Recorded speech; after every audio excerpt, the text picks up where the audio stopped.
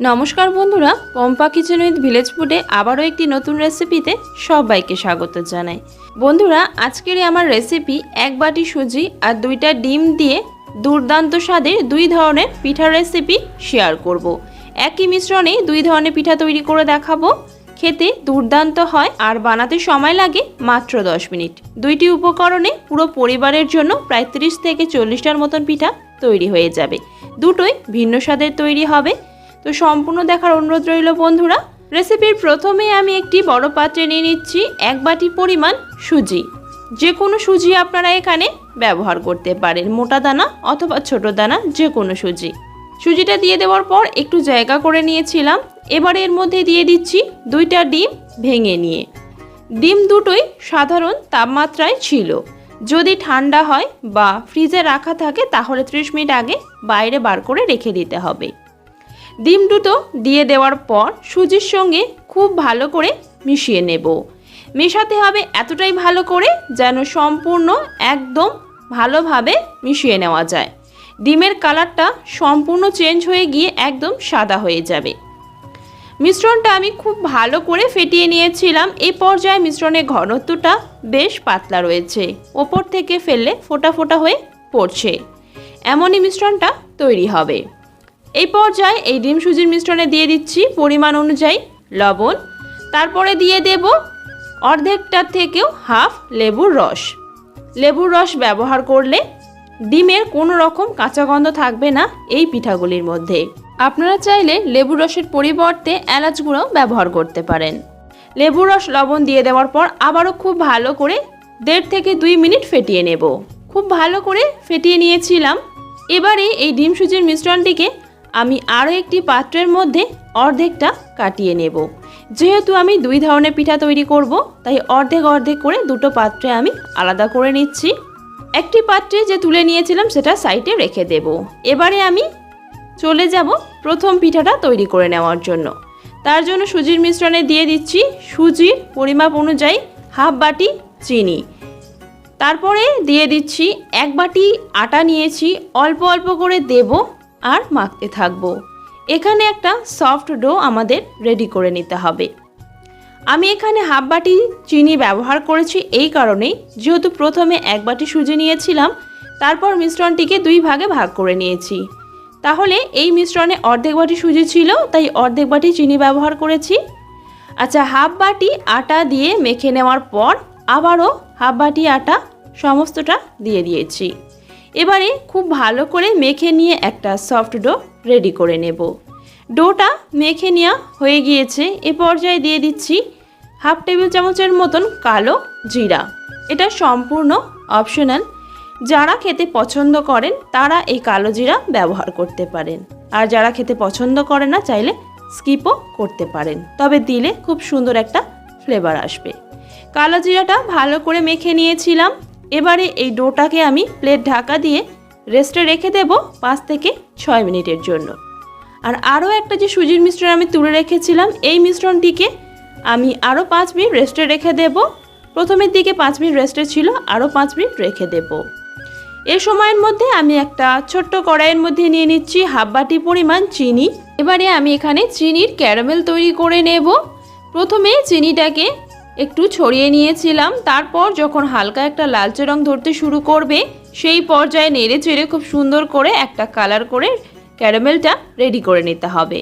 চিনির caramel ready হয়ে গেছে। এবারে আমি নিয়ে নিয়েছি 1 কাপ পরিমাণ গরুর দুধ। দুধটা ক্যারামেলের ওপর দিয়ে দেব। এই কাজটা খুবই সাবধানতার সঙ্গে করতে হবে, এই সময় কিন্তু হাত পুড়ে যাওয়ার সম্ভাবনা থাকে। দুধটা দিয়ে দেওয়ার পর ক্যারামেলটা জমাট বেঁধে যাবে, তাই খুব একটা বেশি নাড়াচাড়া না করে এইভাবেই রেখে দেবেন। যখন দুধটা ভালোভাবে ফুটে উঠবে তখন চিনির ক্যারামেল এমনিতেই গলে যাবে। চিনির ক্যারামেল গলে যাওয়ার পর আমি এখানে 500 গ্রাম গরুর দুধ নিয়েছিলাম, সেটা সবটাই দিয়ে দিয়েছি।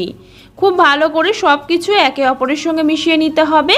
আর চিনির ক্যারামেল তৈরি করার জন্য যে পরিমাণ চিনি আমি ব্যবহার করেছি তাতেই এই দুধ রসটা ভালোভাবে মিষ্টি হয়ে যাবে।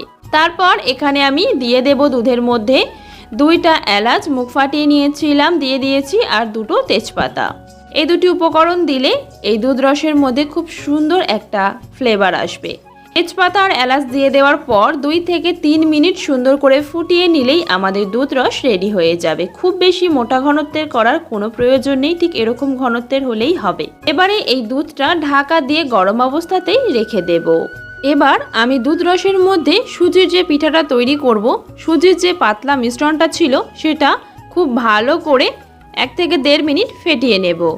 ফেটানো হয়ে যাওয়ার পর এখানে ফ্রাইং প্যানে কিছুটা তেল গরম করে নিয়েছিলাম, তার ওপর 1 চামচ করে মিশ্রণ দিয়ে দেব প্রথম পিঠাটা তৈরি করে নেওয়ার জন্য।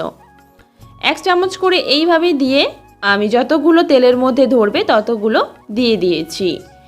তারপর উল্টে পাল্টে সুন্দর একটা লালচে রং করে পিঠাগুলিকে ভেজে নেব। প্রথমের দিকে যখন ব্যাটারটা দিতে যাবেন, মানে পিঠাটা তৈরি করতে যাবেন, তখন তেলটা হালকা গরম রাখতে হবে, না হলে পিঠাগুলিকে দিতে পারবেন না, এদিক ওদিক হয়ে যাবে।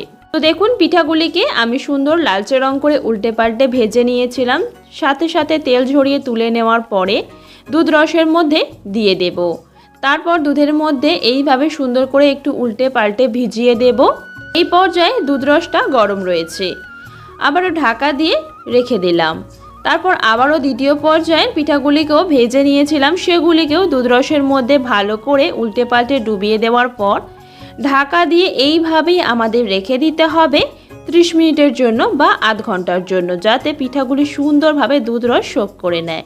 এবারে চলে এসেছি দ্বিতীয় পিঠাটা তৈরি করে নেওয়ার জন্য। আর দেখুন এখানে ডোটা খুব সুন্দরভাবে সেট হয়ে গেছে।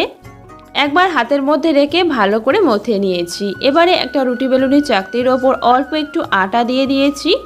তারপর এই আটার ডোটাকে রেখে দেব, আর উপর থেকে অল্প একটু আটা দিয়ে দেওয়ার পর মোটা করে একটা রুটি বেলে নেব। রুটিটা একটু মোটা ধরনেরই করেই বেলতে হবে। আর বন্ধুরা, আপনাদের কাছে একটাই অনুরোধ রইল, যদি আজকের রেসিপি ভালো লেগে থাকে অনেক অনেক শেয়ার করে দেবেন। রুটিটা বেলে নেওয়া হয়ে যাওয়ার পর এখানে নিয়ে নিয়েছি একটা গ্লাস। এবারে এই গ্লাস দিয়ে এইভাবে প্রথমে একবার কেটে নেব, তারপর এইভাবে কেটে নেব। নিলে দেখবেন খুব সুন্দর একটা পিঠার ডিজাইন তৈরি হয়ে যাবে। একটা ধারালো গ্লাস দিয়ে এইভাবে খুব সহজেই কেটে নেওয়া যায়, আর খুব সুন্দর একটা ডিজাইনও তৈরি হয়ে যায়। আমার এখানে এই ডিজাইন পিঠাটা বেশ ভালো লাগে, আপনারা চাইলে অন্য কোনো ডিজাইন করেও তৈরি করতে পারেন। তো দেখুন আমি সমস্ত পিঠাগুলিকে গ্লাসের সাহায্যে কেটে নিয়েছিলাম। এবারে পিঠাগুলিকে তেলের মধ্যে দিয়ে ভেজে নেব। অল্প তেলের মধ্যেই এই পিঠাগুলি ভেজে নেওয়া যায়। পিঠাগুলি যখন ভেজে নেবেন তখন কিন্তু গ্যাসের ফ্লেমটিকে একদম লোতে রাখতে হবে, নাহলে খুব দ্রুত লালচে রং এসে যাবে আর ভেতর থেকে সম্পূর্ণ হবে না। লো হিটে পিঠাগুলিকে সুন্দর করে উল্টে পাল্টে ভেজে নিতে হবে। প্রথম পর্যায়ের পিঠাগুলি ভেজে নেওয়ার পর আশা করছি আপনারা দেখেই বুঝতে পারছেন যে কতটা ফুলে উঠেছে। আমি যে মাপের করে কেটে নিয়েছিলাম তার থেকে ডাবল সাইজের হয়ে গেছে।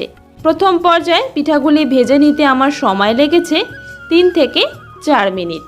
তো প্রথম পর্যায়ে পিঠাগুলি ভেজে নেওয়া হয়ে গিয়েছে। একইভাবে আমি দ্বিতীয় পর্যায়ের পিঠাগুলিকে ভেজে নিচ্ছি। দুটা পিঠাই ভিন্ন স্বাদের হবে, তবে আপনারা এই পিঠাটিকে অনেক দিন একটা এয়ারটাইট কন্টেনারের মধ্যে ভরে রেখে দিয়ে খেতে পারবেন, একটু নষ্ট হবে না। তো একইভাবে দ্বিতীয় পর্যায়ের পিঠাগুলিকেও ভেজে নিয়ে রেডি করে নেওয়া হয়ে গিয়েছে। তো দেখুন বন্ধুরা, আমার এখানে সমস্ত ডিম সুজির ভাজা পিঠাগুলি রেডি হয়ে গেছে, আর এই পিঠাগুলি অনেকটাই ফুলে ওঠে, দেখে নিশ্চয়ই বুঝতেই পারছেন। চলুন বন্ধুরা, আমি আপনাদের একটা পিঠা ভেঙেও শেয়ার করছি। ভেতর থেকে বেশ সফট হয় আর ওপর থেকে বেশ মুচমুচে। আপনারা যদি আরও বেশি মুচমুচে করে খেতে চান তাহলে সুজির মিশ্রণের মধ্যে আটার পরিমাণটা কমিয়ে দিয়ে সুজির পরিমাণ বাড়িয়ে দেবেন, তাহলেই বেশ মুচমুচে হবে। তো একটা পিঠা রেডি হয়ে গেছে।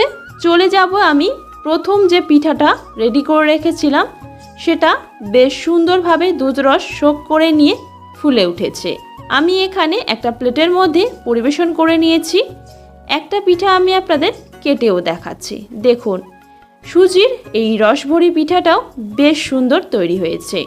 দুধ রস শোক করে নিয়ে একেবারে নরম তুলতুলে হয়ে গিয়েছে, আর মুখে দিলেই কিন্তু মিলিয়ে যাবে।